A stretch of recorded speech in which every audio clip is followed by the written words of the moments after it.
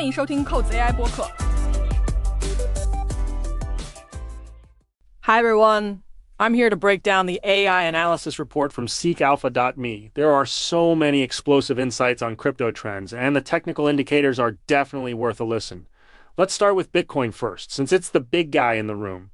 The report says BTC has been trading between $68,000 and $72,000 for the past week, right? So what's the deal with its technicals? Oh, right. The ADX indicator stood out to me.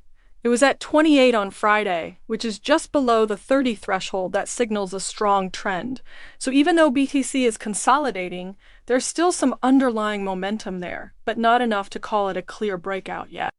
Exactly, and the RSI was hovering around 58, so it's not overbought, not oversold. That means there's room for either direction, but the report mentioned the MACD line crossed above the signal line on Thursday. That's a bullish crossover, right? So does that mean we might see an upward move soon? Well, the MACD histogram was positive but shrinking a bit, so the bullish momentum is there but weakening.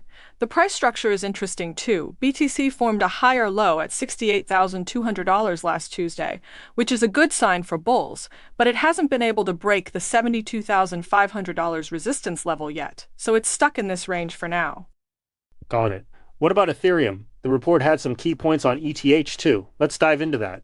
The ADX for ETH was at 32, so that's above 30, meaning a strong trend is in place. Which direction is that trend going? The trend is upward because the plus DI line was above the DI line by a wide margin, like 12 points. So ETH has stronger trend strength than BTC right now. The RSI was at 62, which is a bit higher than BTC's, so it's approaching overbought territory but not quite there yet. And the MACD for ETH. I remember the report said the MACD line was well above the signal line and the histogram was expanding, so that's stronger bullish momentum compared to BTC. What about the price structure for ETH? ETH broke its previous resistance at $4,100 last Wednesday and is now trading around $4,250. It also formed a higher high and higher low pattern over the past 2 weeks, which is a classic bullish trend signal. So, technically, ETH is looking better than BTC right now in terms of trend strength and momentum. Interesting. So the report gave some trading signals for both, right? Let's talk about those. For BTC, the report said the immediate support is at $68,000 and resistance at $72,500. So if it breaks above $72,500, that's a buy signal. And if it drops below $68,000, that's a sell signal. Exactly. The take-profit level for a breakout above $72,500 would be around $75,000, and the stop-loss would be $67,500 to limit losses if it reverses. For ETH, the support is at $4,050 and resistance at $4,300 would target $4,500, with a stop-loss at $3,950. Got it. Now, the report also mentioned some economic events that could affect these trends. What were those? I think there was something about the Fed's interest rate decision next week.